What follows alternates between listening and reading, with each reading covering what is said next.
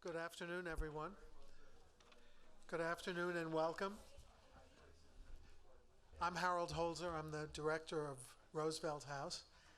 I want to welcome those of you in the house and those of you tuning in on Zoom to another event sponsored by the LGBTQ Policy Center at Roosevelt House and Hunter College. Um, for those of you who've been to a few of them this semester, and I hope you have, they've been um, managed and moderated beautifully by our own Erin Mayo Adam, who is the director of the Policy Center here, and an assistant professor in the Political Science Department, a prolific author and advocate, and we're so excited about what she's done with the program this year. I also want to acknowledge Mitch Drazen, who is here, who is the president of the CUNY LGBT Advisory Council. So welcome, Mitch, whose sponsorship and support has meant a lot to us this year as we've managed these programs. So with that, I don't want to over-introduce the program. I'm going to leave that to Erin and introduce Professor Mayo Adam. Well, hello, everyone, and to everyone on Zoom. We usually have quite a high Zoom audience, so I want to make sure I acknowledge you all. I'm delighted to moderate today's discussion on the LGBTQ homelessness crisis in New York.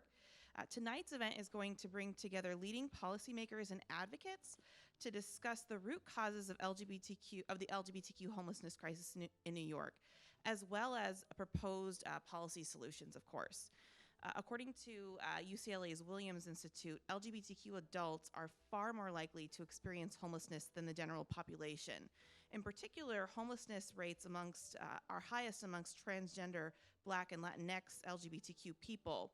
And the crisis is especially acute for LGBTQ youth, who comprise up to 40% of the nation's homelessness youth population. And it's particularly grave in New York City, where the effects of the pandemic have exacerbated homelessness. At this event, we will discuss the root causes of LGBTQ homelessness, potential policy solutions, and what we can do today to combat LGBTQ homelessness. Before we begin, I'm going to introduce all of our panelists, and then I'll just really briefly go over the event format. So first we have Joe Presley on the end. Presley is the CEO of the Hetrick Martin Institute, HMI, which is the nation's oldest LGBTQ youth services organization.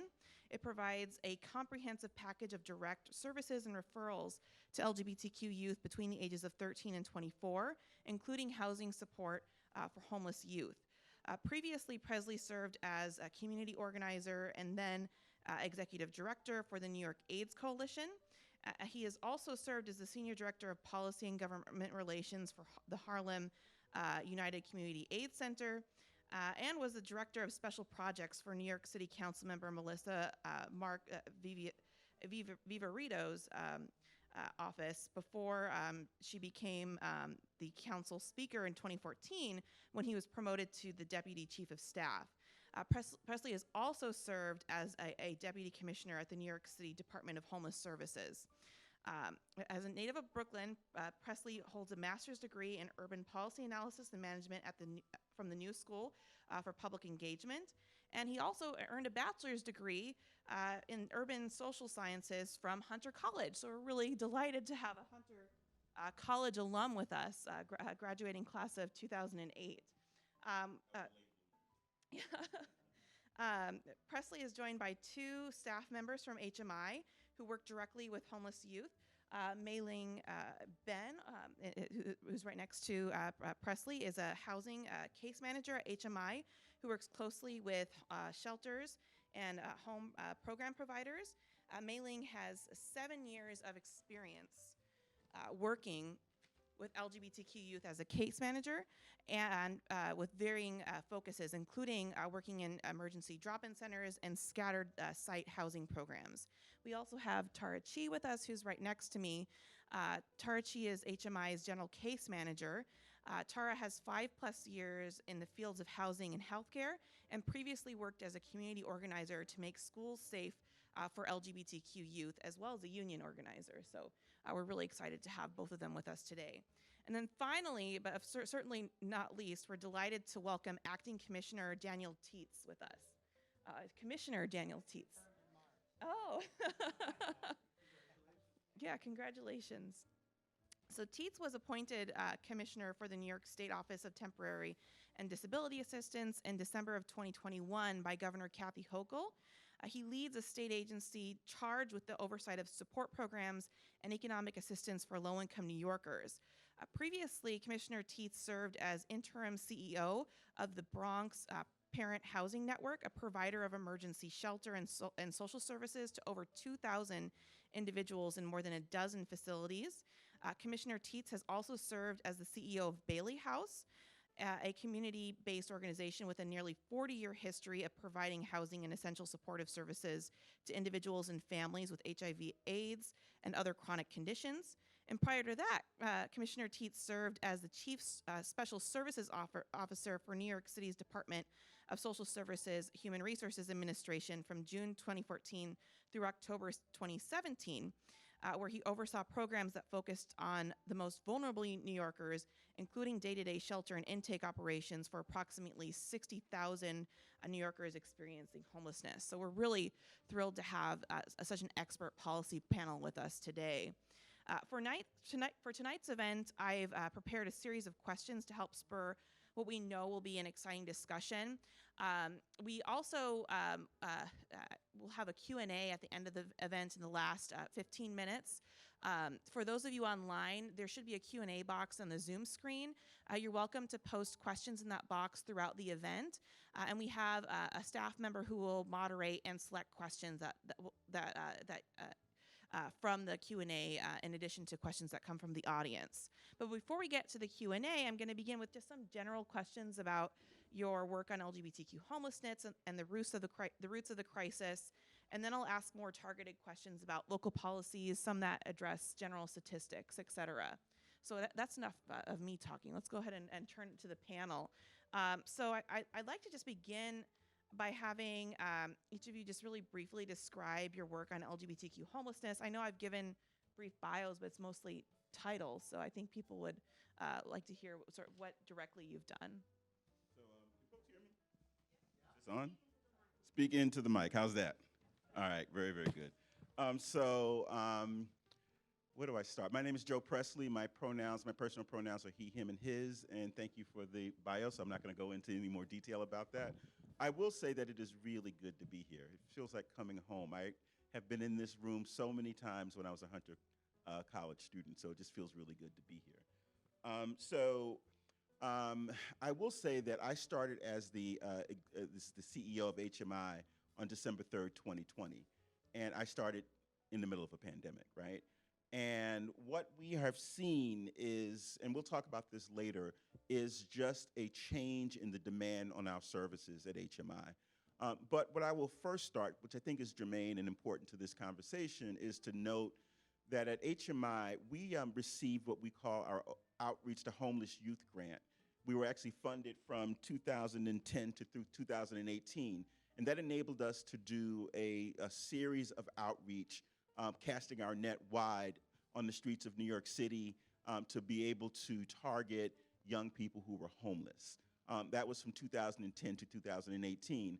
And then in 2019 or so, and I think rightly so, the city began to realize that, with the new medical interventions that were out there for HIV and AIDS, because the grant that we had largely was around HIV and AIDS, that there needed to be a shift in terms of how we reached out to young people and how we brought them inside, and namely around with the notion of ending the epidemic and really thinking about bringing young people in and providing services to them, primarily through getting people inside and quickly and rightly so getting them connections to treatment and care. With that switch, or with that change in sort of like a modality or sort of a ideology, was a shift in how we were able to reach young people on the streets. No longer were we able to cast that net as widely as we did, and we found ourselves having to really recalibrate and think about other interventions that we needed to put in place.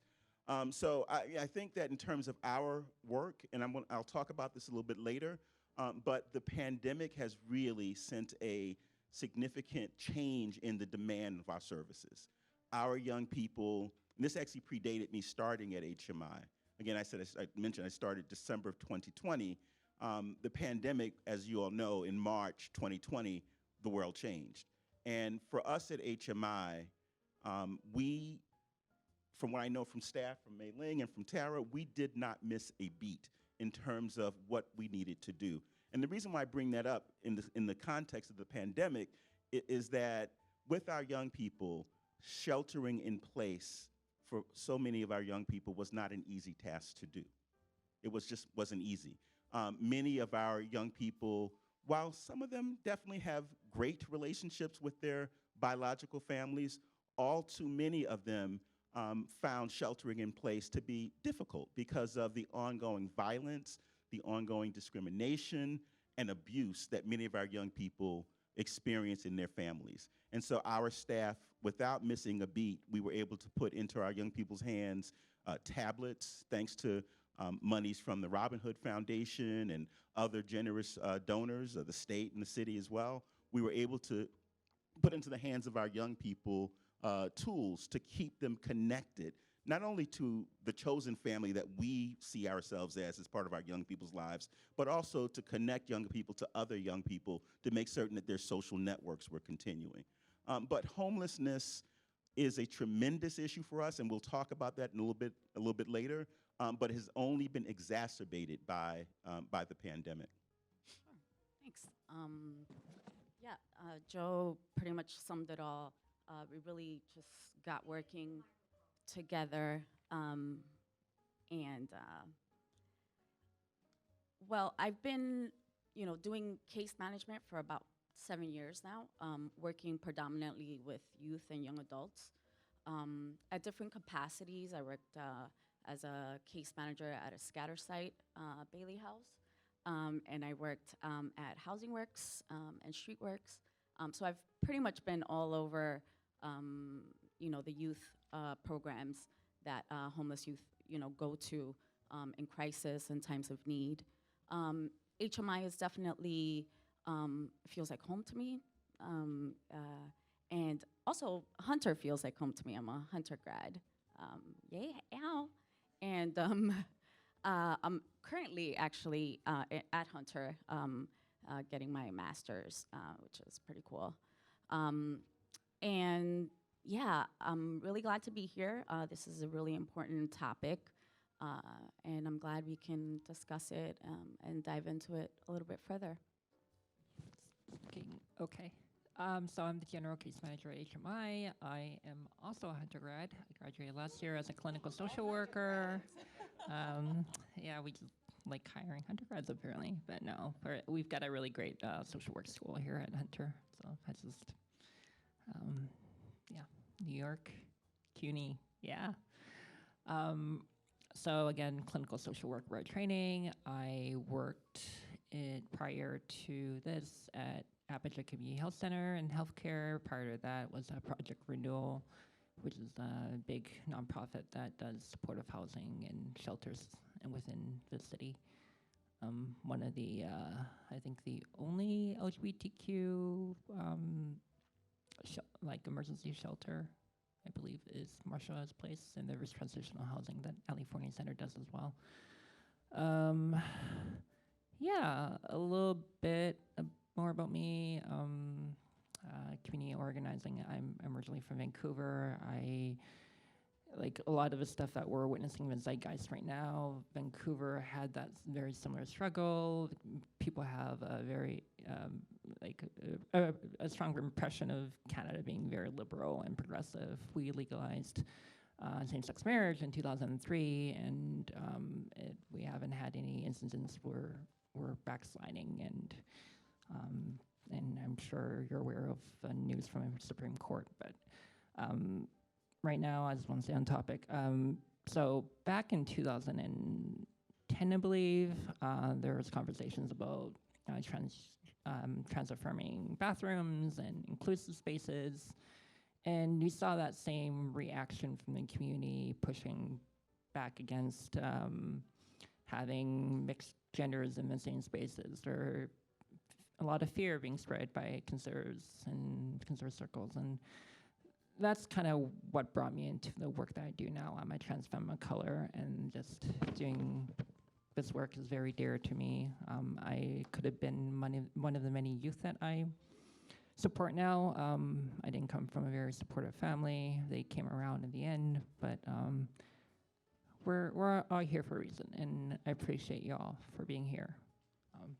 And Joe gave an excellent overview of what's really gripping the work that we do right now, what the challenges are, and hopefully we can, Mei-Ling and I can kind of fill in the complexities of addressing this issue, because there's an urgent need for interventions. It's just what kind of interventions and where's the money for that, and hopefully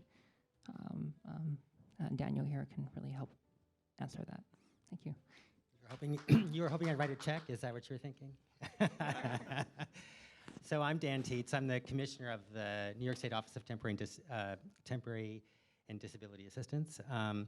Thank you, Mitch and Aaron and Harold. It's a pleasure to be here at Hunter College and Roosevelt House, and I didn't go to Hunter College. I just want to note that in front of us is a part of FDR's Four Freedoms, and I'm just noting that the date is 80 years to the day of the insurrection on January 6, 2021, and it just seems like somehow fitting that we should be here talking about marginalized folks at this moment. So I just want to put that in a little context. I'm a registered nurse and a lawyer. I'm not sure if you mentioned it, but not that it's all that relevant. But I've been at this for 40 years. I'm old, and this being working with homeless, marginalized, mentally ill folks with few options, right? Few supports. And the intersection, I think in particular, of LGBTQ and racial justice in communities of color, oftentimes poor. So I was very pleased when the governor asked if I would serve in this role. I think she's terrific. And I could do a whole ad here if you want me to do it in the middle of a campaign. But so I was pleased to take the opportunity because I think she's really committed to doing something about poverty. And I think at bottom, LGBTQ homelessness is about poverty and opportunity and continuing stigma and discrimination and the intersections of all that, which we can get into some in a minute. You did a fine job of sort of noting in general terms what OTDA does, but part of its mission is poverty alleviation. And our role is to serve as both oversight agency and support to the 58 county level, and in the case of New York City, the 5 counties, local districts of social services. And they oversee, for the most part, public assistance, so cash assistance, Medicaid, housing-related assistance, as well as, a little bit different in New York City, but as well as children's services, so the child protective agencies, and shelters and so forth. So our role is to oversee those activities and provide support as well as resources, money. And so I think for sure, LGBTQ homelessness fits within our role. I mean, we can get into some specifics later, but we provide a great deal of resource in terms of both shelter and in permanent housing, both supportive and affordable. So that's a brief summary. Thank you all for those responses. I'm just going to pick up on something that Joe said, and then also Dan. So before the pandemic, New York was in a homelessness crisis, right? In January of 2020, the federal government estimated that the statewide homelessness population was about 91,000 people in the state. And there are now concerns that homelessness numbers are going to just jump, especially as pandemic-related evictions expire. So related to that, what do you think are some of the root causes of homelessness in New York?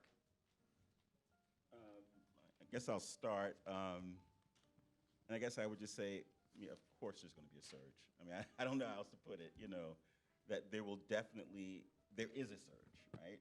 And let me just say, that because of COVID, what we are seeing is, and I could look at my own family, I could look at the data, right? It's sort of, my own personal life mirrors the data that I'm seeing.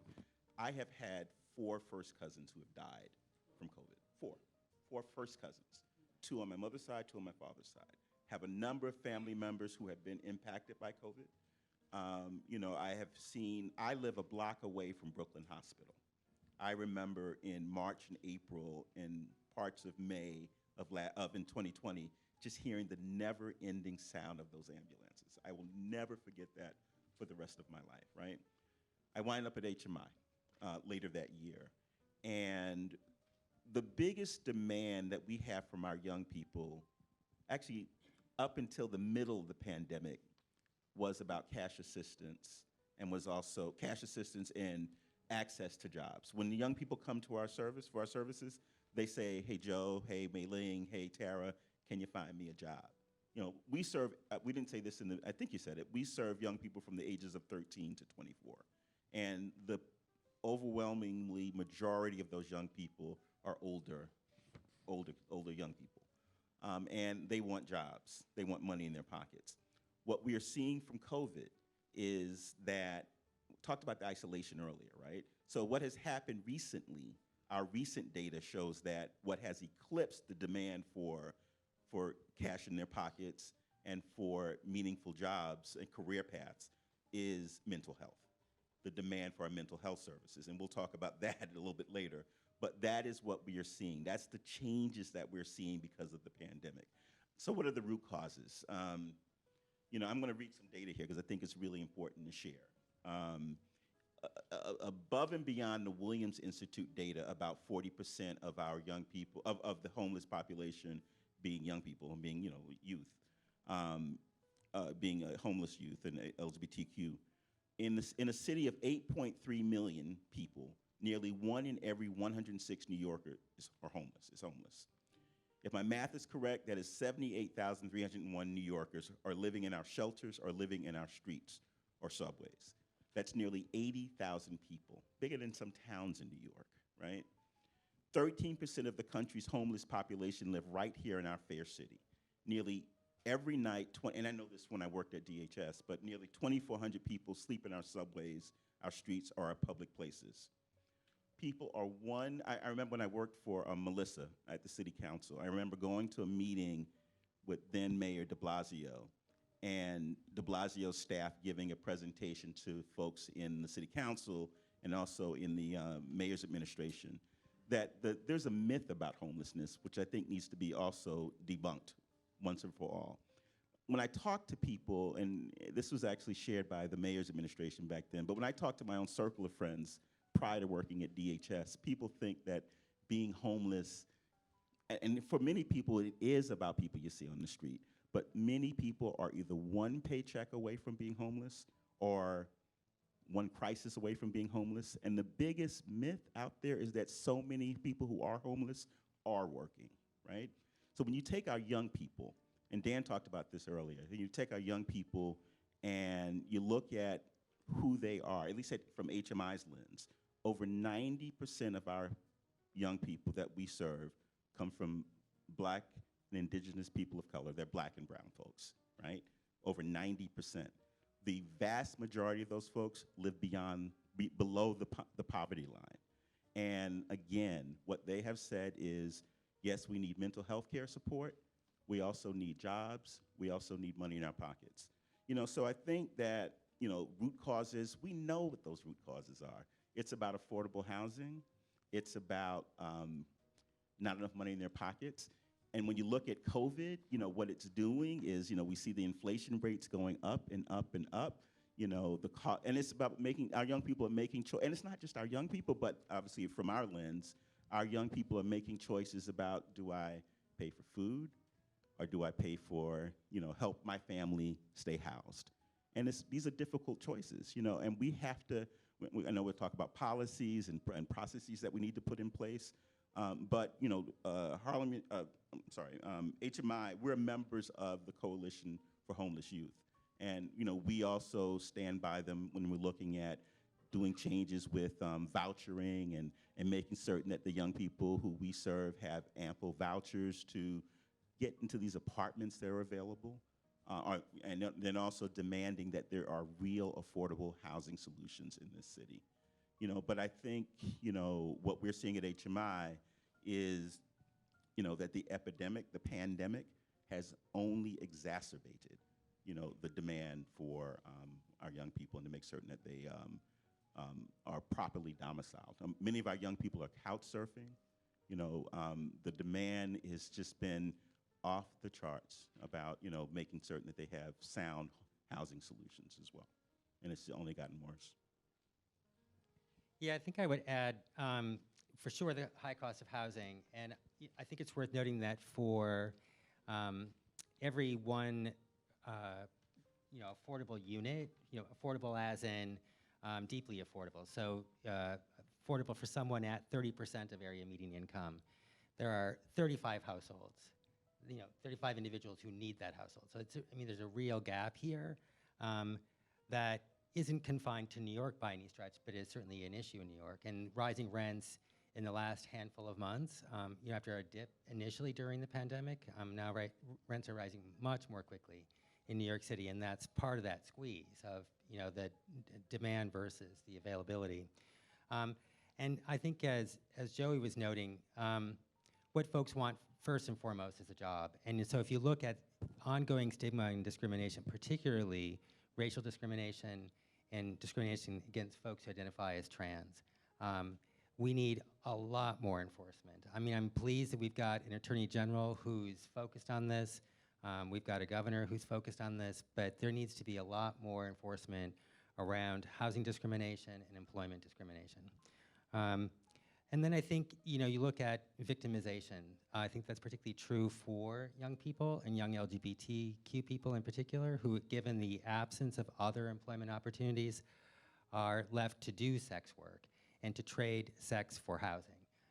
So, you know, you can sleep on my couch tonight if, and I think that kind of trade also puts them at huge risk for STIs, not least HIV, among other illnesses. So all of those things, and you just think about the trauma associated with that. So the trauma, the mere trauma of homelessness at all, right? And then the trauma associated with victimization. I think to Joey's point, I mean, mental health services are that much more important. Well, I'd like to just, we've talked a little bit about homelessness generally, pandemic generally, and we've also started to touch upon the LGBTQ population. Before I jump more directly into policy, I'd just like to highlight that a little bit more. There are 3 populations within the LGBTQ community that have the highest rates of homelessness. LGBTQ youth, the big statistic that I often see is from the Ellie Forney Center, which estimates homelessness around 40% of the homelessness youth population is LGBTQ. And then also amongst transgender and Black LGBTQ people. Why are homelessness rates so high amongst these communities in particular?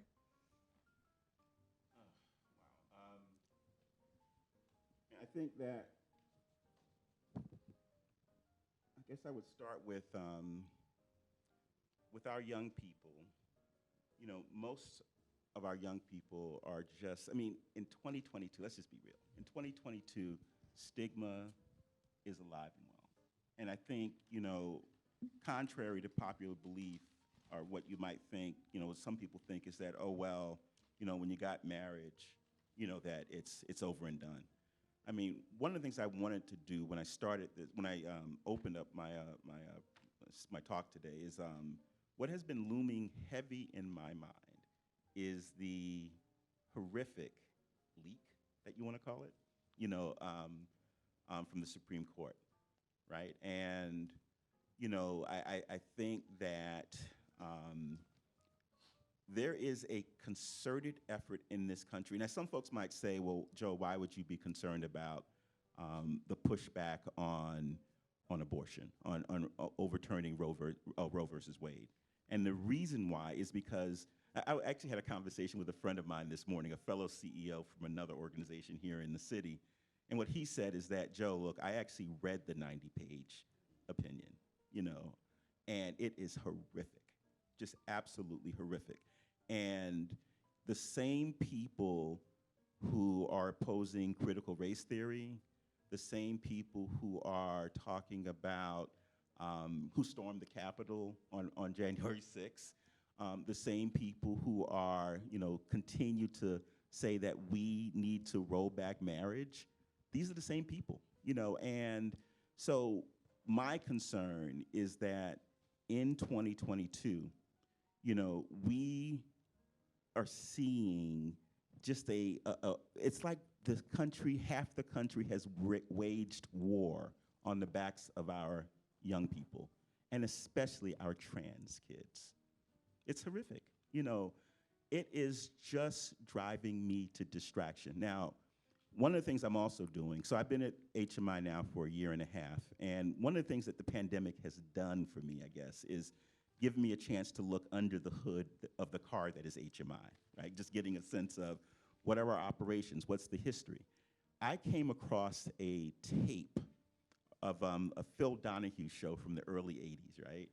And that Phil Donahue show, if I closed my eyes and just listened, it's the same, it was actually the Phil Donahue show that I'm referring to was an episode where Phil Donahue created this panel discussion of people from HMI, and they were talking about the opening then of the Harvey Milk High School.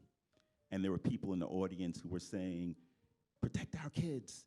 You can't, you're recruiting, and if you closed your eyes and just listen, it's the same conversation that people in Texas, people in Utah, people in Indiana, people in Florida, and the other spate of states are having. And so I think that, and some people say, well, it'll never happen in New York, right? I don't buy that. I don't accept that. That what we're seeing in this city and, is increasing, there's the whole talk about the rise of crime, and we have to get tougher in enforcement. And I'm not saying we shouldn't, we should. I know we have to have a safe city, but not on the backs of our marginalized young people. And I think that in this city, what we're seeing, and I think, what we think can happen is that, I think similar to what is going to happen or what could happen with abortion, the rollback on abortion rights. There's the talk about women will have to travel miles to get an abortion.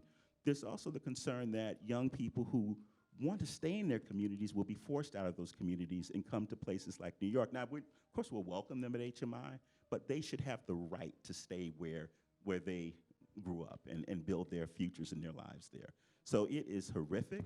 I think that the spate of laws that are out there, and if you look, on the internet, you can easily see that over the last few years, every year there's a rise in the number of these horrific bills that are being introduced by these state legislatures.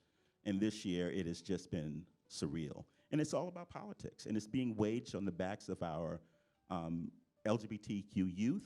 And I tell you, the people who are getting the brunt of that are our trans kids. And it's horrific, absolutely horrific. And something's got to be done about it.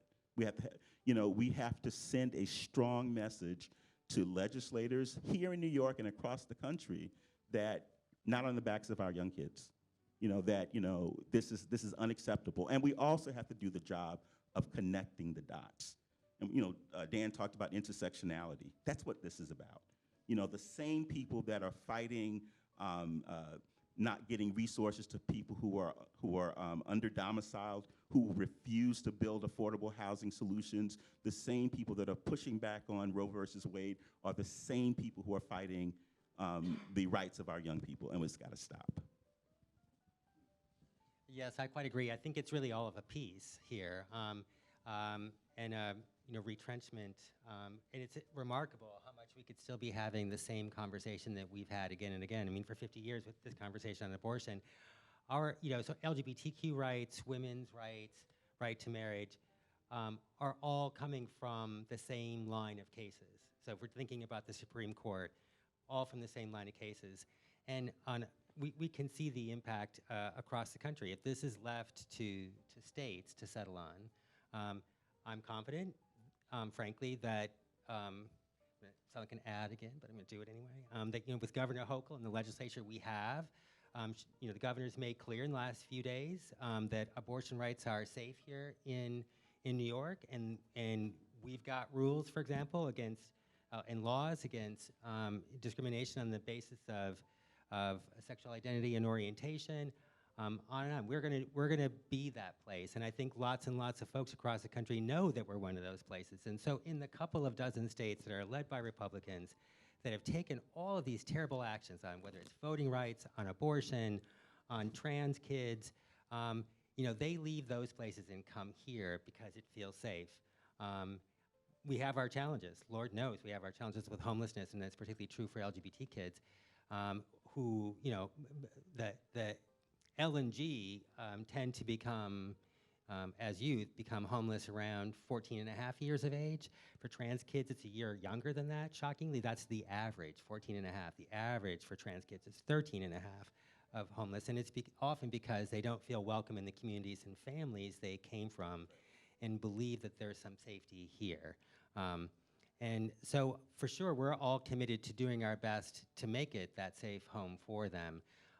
But I think there's a larger picture. I mean, New York in and of itself, as good as we might be, as much as we may invest in this, and we're gonna do the right thing, so long as we're here doing the right thing.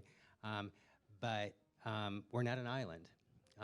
And we live in this larger country, and there's a whole lot of challenges, and I think I'm pleased we've got leadership here and that they're pushing hard in this fight. I'm pleased that Chuck Schumer is our majority leader and is pushing hard in this fight.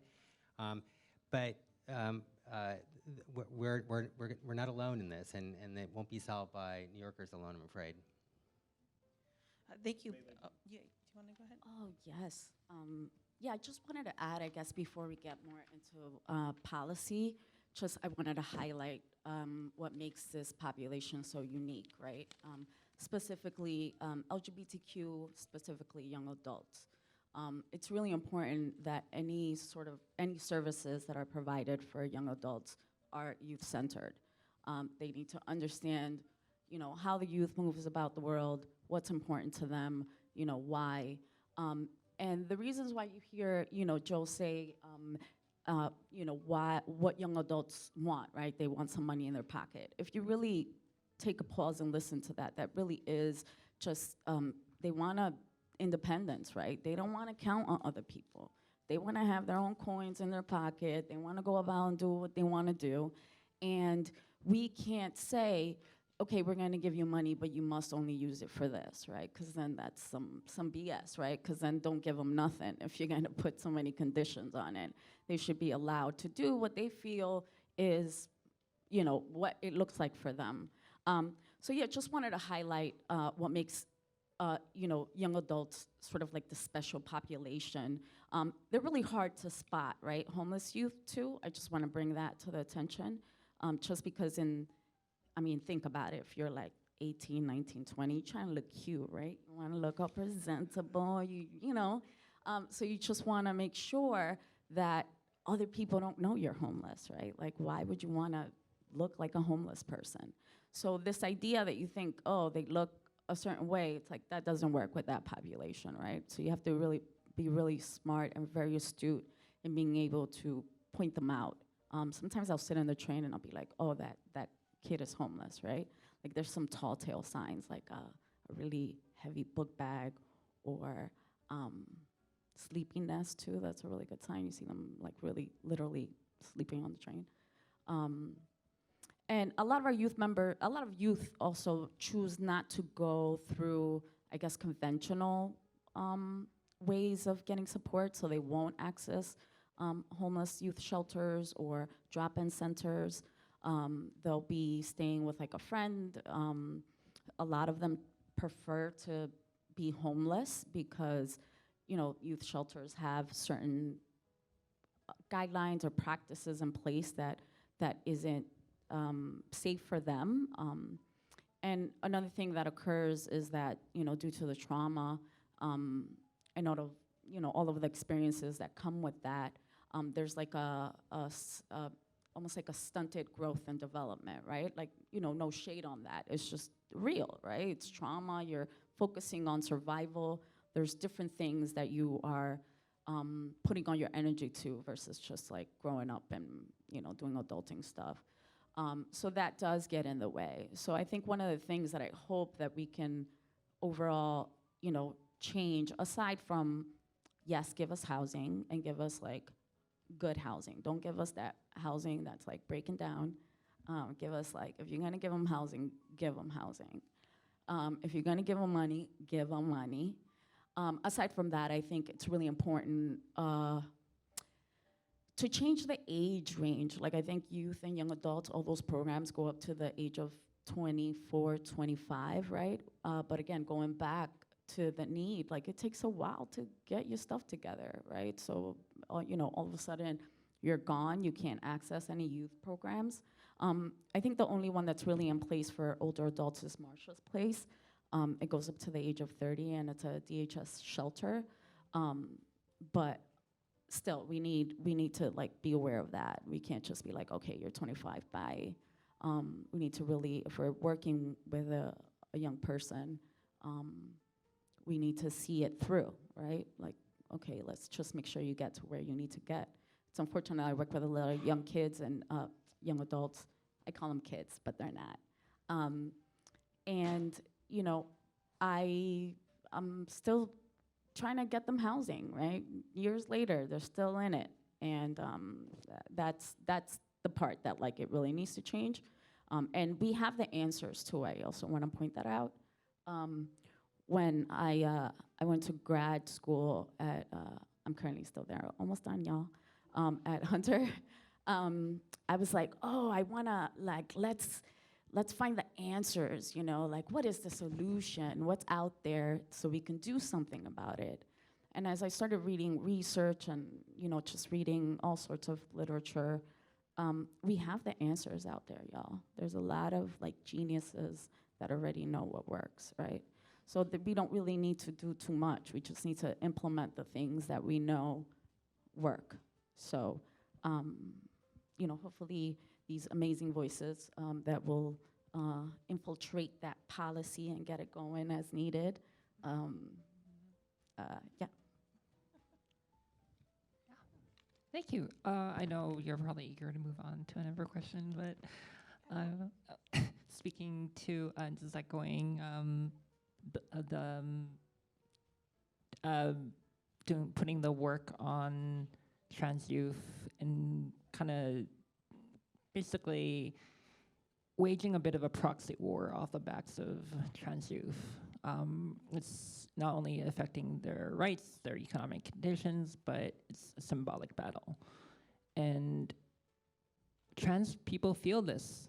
I run groups at HMI, and they're reading this. They're even if they don't talk about it openly in group setting, they'll talk to me afterwards about how their mental health is being impacted by this news that this state here is banning something that should be essential for everyone. I mean, trans rights are human rights. And just for our population particularly, we have to realize something like doom scrolling, if you've heard of that, where you scroll through news and it's just nothing but bad news. And I think we all do that late at night. It keeps up weekend night sometimes, but this impacts you far more differently than it impacts us, because I'm at a stage in life where I've developed the coping skills that I can utilize to really manage and function enough to get on with my life.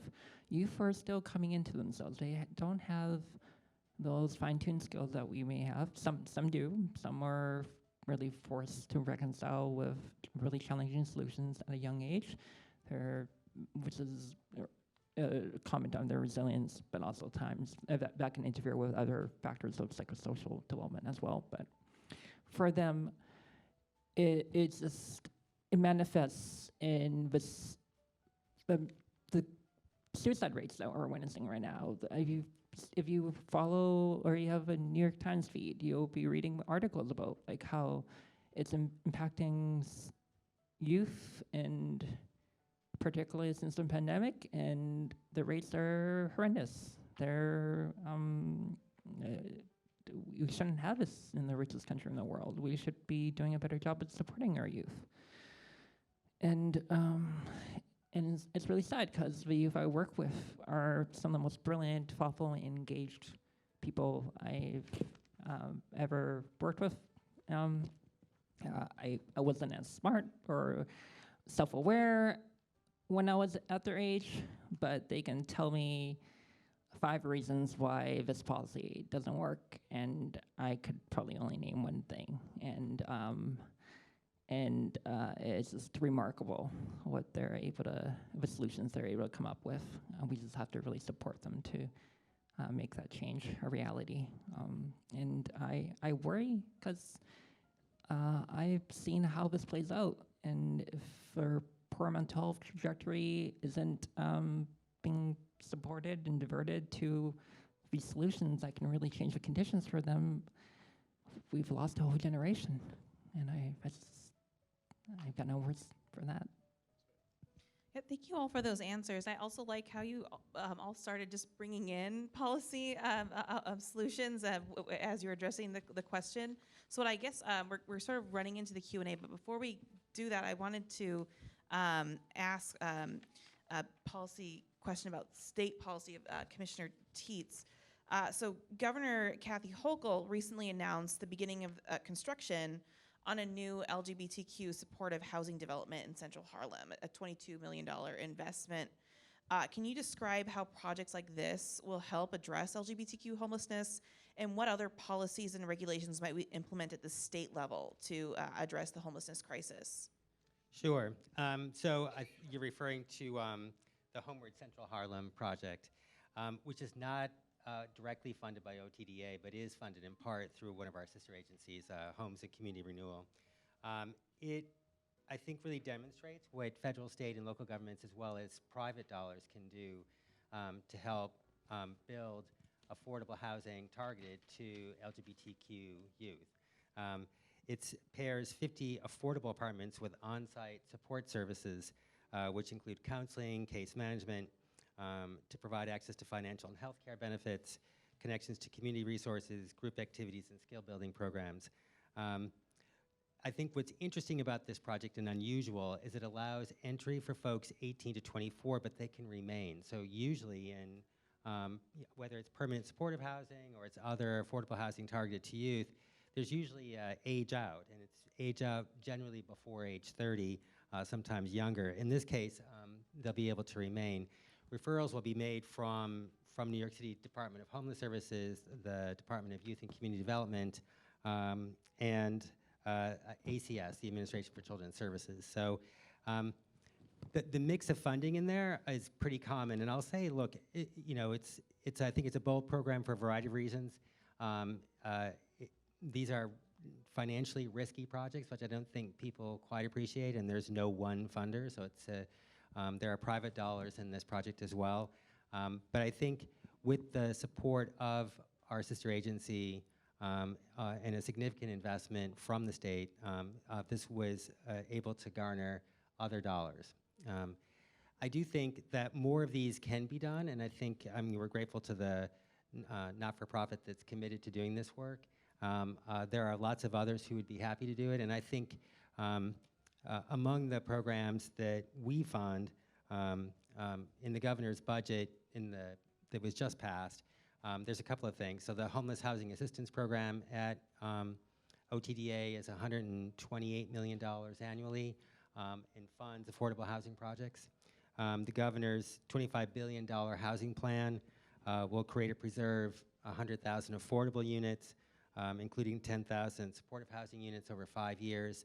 So there's a bunch of money that we've got out there that funds these both supportive and affordable projects across the state. Great, thank you so much. We're running low on times, and I know audience members have brilliant questions that they ask that I often don't think of, so I do want to make sure we have enough time for Q&A. So let's go ahead and turn it over to the audience to ask questions of any of the panelists. Yeah. Hello, my name is Ariana, and I have a question for the floor. With the rise in hate crimes in New York City, our mayor has responded with increased police presence in a lot of subways and a lot of public spaces, and that has often led to like this very interesting position where the police presence is there to counter hate crimes happening, but at the same time they're also villainizing and also borderline abusing a lot of homeless, queer and trans youth. What do you think, given those circumstances, is the future of queer and trans homeless youth in New York City? I know it's a very I can big start, question. and I want to answer your question, but I want to just tell a quick story because I know time is growing late. So at HMI, we have what we call our anti-racism, equity, and inclusion work. It actually predates Breonna Taylor and George Floyd. I want to say that first and foremost. And what we believe is that, so for instance, we are co-located with a high school, the Harvey Milk High School. And our young people have said, we have problems sometimes walking through into the high school whenever there's a metal detector there, right? Because it sends the signal of a police state. So yes, we need to have a safe city, right? But we at HMI believe that the practice that we put in place, that the city puts in place, and this is from our perspective, has to be one in which young people are not targeted, that young people are not, that we don't go back to the state of stop and frisk, that we don't go back to the police state that existed years ago. We believe that there are ways to have a safe city, and the ways that you do that is that you have community policing, policing that is on the streets and working with young people that are part of the community. And we don't want to have a situation where because of, and COVID has, it's impacted all of us, our mental health. It's impacted jobs. And I think often jobs and loss of jobs, you see an uptick in crime. What has to happen is that we have to have thoughtful and creative and compassionate solutions to all of this. I think sometimes the quick switch is to say, arrest more, stop and frisk. And we at HMI, again, I talked earlier about how 90% of our young people are Black and brown. And you're talking to someone also who's been a victim of stop and frisk, right? I don't want any young person to have to experience that we have to have solutions that are compassionate and sensitive. And I think that if we're not careful, we can see a rollback to old policies. I think in a segue from that, that was good. In a segue from that, and of course I can't speak on behalf of the mayor and the current city administration, but I can say that as a leader of a state agency, we work closely with our city counterparts. In this instance, given that OTDA oversees the local departments of social services, and in this case, that includes the City Department of Homeless Services, we provide resources and oversight and are working very closely with the Deputy Mayor for Health and Human Services, the Commissioner of DSS, leadership at DHS, and our sister agency, the Office of Mental Health, and the NYPD, just to focus for a moment on the subway, on offering up services to folks on the subway who are clearly in need. So that's mental health services. The governor in the budget has funded 20 teams statewide, a dozen of those here in the city, of clinicians, caseworkers, outreach workers, to work very closely with folks coming off the street and off the subways, end of line, to give them the services they need, to do what you can to intervene for folks who clearly require some intervention, many of whom are young people. So for sure, we share your view that law enforcement is not an answer here. It's not what the answer is are the services that people need, the housing that people need. That's where our focus has been. That's been our work with our city counterparts in an effort to pull that together across a host of agencies, including the MTA.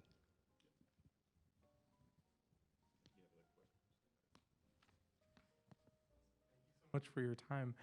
So my question was, thinking about the like you said, HMI serves queer youth from 13 to 24, was that? And I imagine other services similar, like have that age range. So from like either like a case management perspective or just from like services in general, I'm wondering, what does that transition to like official adulthood look like? And how have you seen in your experience that transition look like for some of the people that were receiving your services for however long they were under? Great question. Well, if you can just think about yourself, right? Like growing up and adulting, it's a process, right? It's gonna take time. You're gonna take a few steps forward.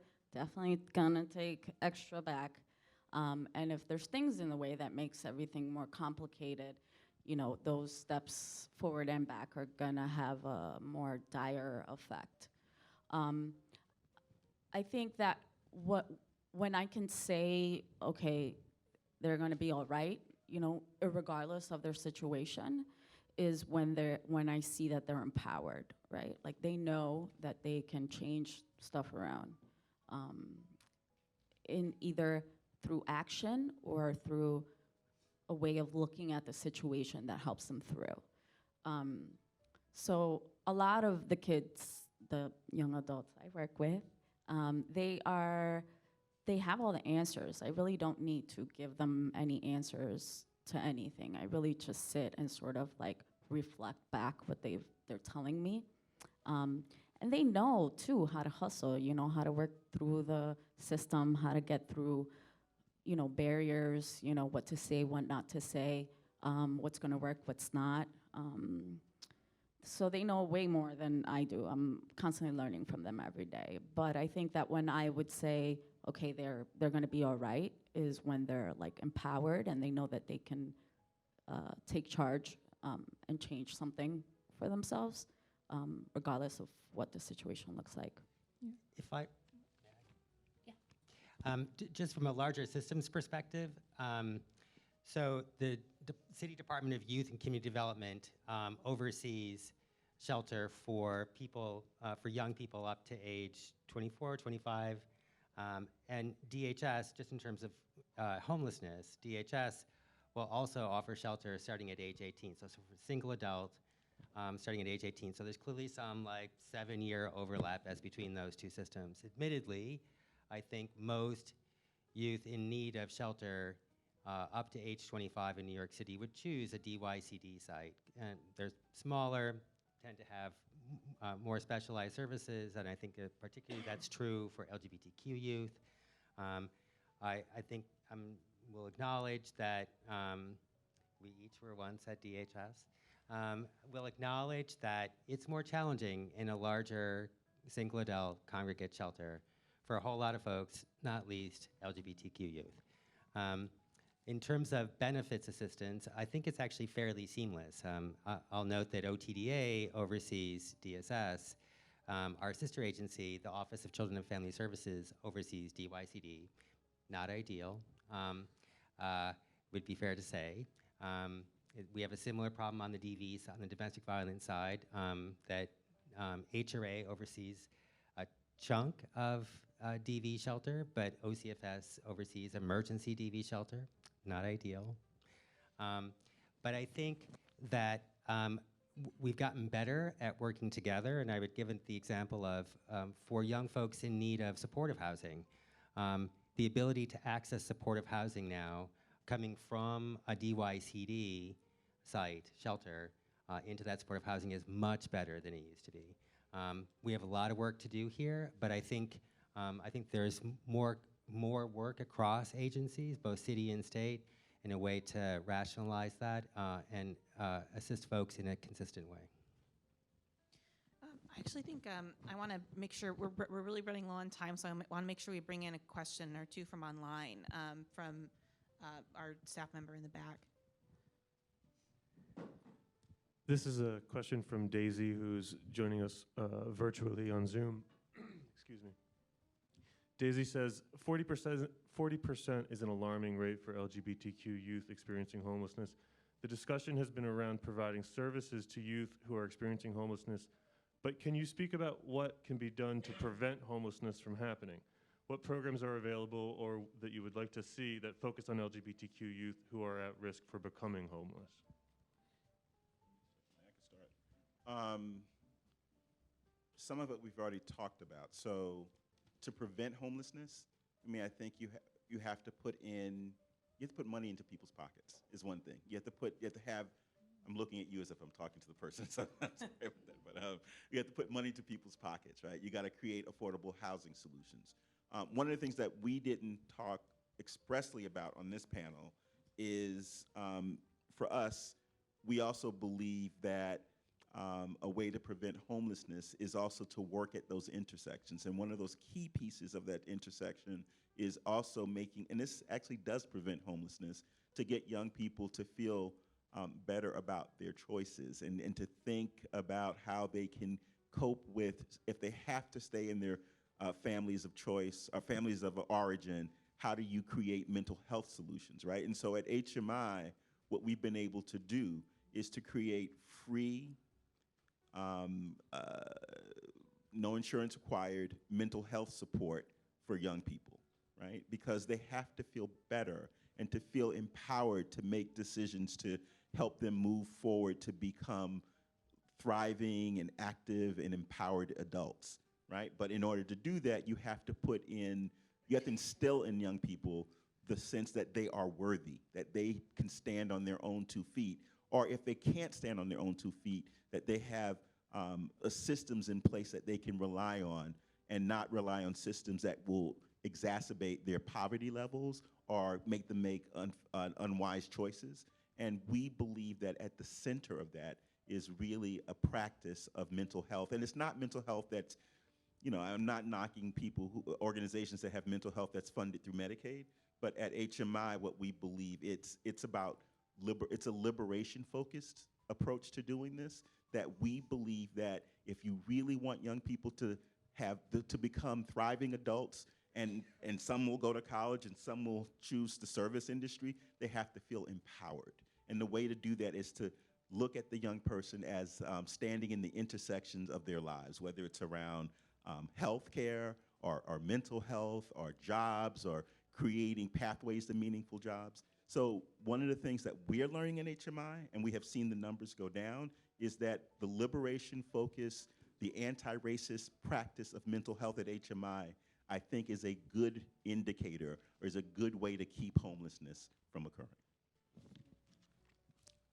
Just to add on, for a more policy-focused lens here, Joe Biden's child tax credit has reduced child poverty by significant numbers. That it's like generational change, and hopefully, I mean, right now it ended several months ago, but hopefully it gets reinstituted as permanent benefit for everyone.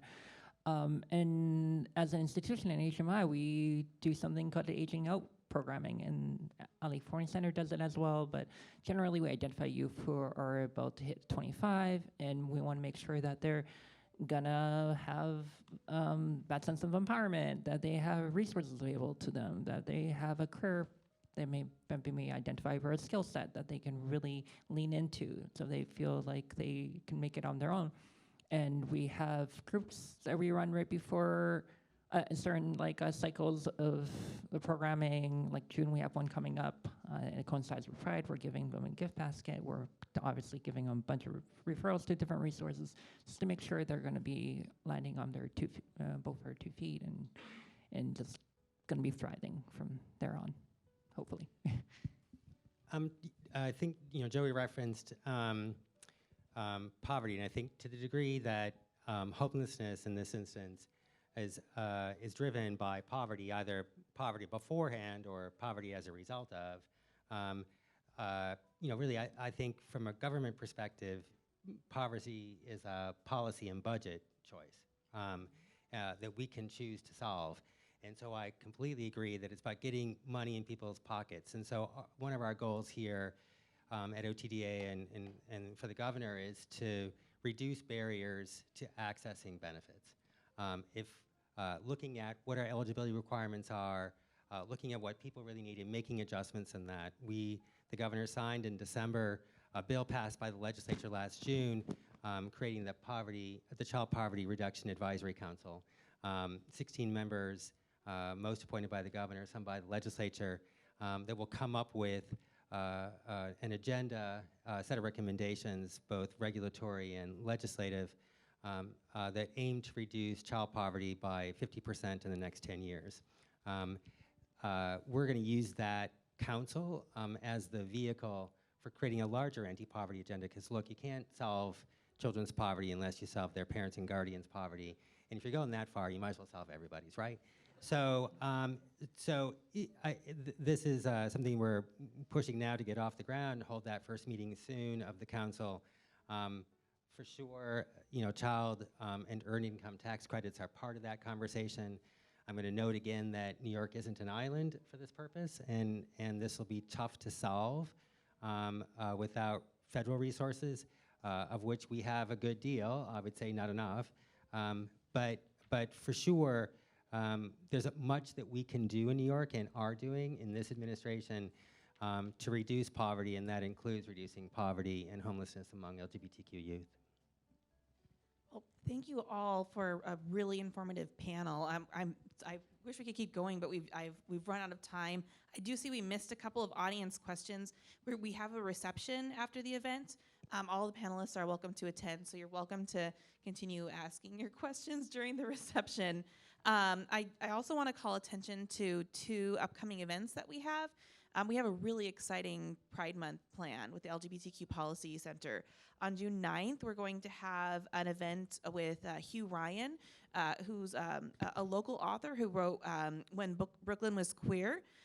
Hugh's new book is coming out, Women's House of Detention, A Queer History of a Forgotten Prison, which is a history of the old Women's House of Detention in Greenwich Village that ceased operations in 1974, and several really famous people were housed there in the late 60s and early 70s. And we're really thrilled that it's going to be a conversation with Professor Keisha Middlemoss, who's an expert in women's incarceration from Howard University, who will be moderating that event. So I strongly encourage everyone who can to make that on June 9th at 5 p.m. And then also, this event we are just in the process of confirming, and it was just coming together yesterday. And I really have to thank Mitch Drazen for bringing this to us. We're going to be showing likely a movie, Firebird, on either June 15th or June 21st. The movie is about gay fighter pilots in the Soviet Union. And it's been billed, according to The Guardian, as the movie Putin doesn't want you to see. So it's definitely going to be an interesting movie to see. We're also really fortunate to have a panel after the movie that will include the 2 co-stars, including one who is based in Ukraine. He's a Ukrainian actor. And the movie partners with the organization All Out, which pushes LGBTQ policy internationally. So it should be a really engaging event that will also bring repressive laws from the past to contemporary policies that we see today. So with that, I'd like to just thank everyone for coming, thank the audience, and thank you the panelists. It was a great event. Harold Holzer and all of the staff who helped this come together. And I look forward to seeing you all at the reception.